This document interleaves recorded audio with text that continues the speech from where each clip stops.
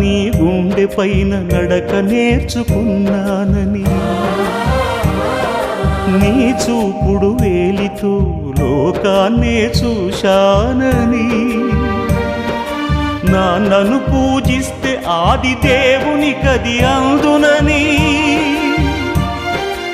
అమ్మకు బ్రహ్మకు మధ్యన నాన్నే ఒక నిచ్చెనని తెలియనైతి తండ్రి, ఎరుగనైతి నాన్న. నాన్నంటే నడిచే దేవాలయమని మరచితిని, ఆత్మజ్యోతి చేతుల ఆపివేసుకుంటిని. మరచిపోయి కూడా నన్ను మన్నించొద్దమ్మా, కలనైనా నన్ను కరుణించొద్దు.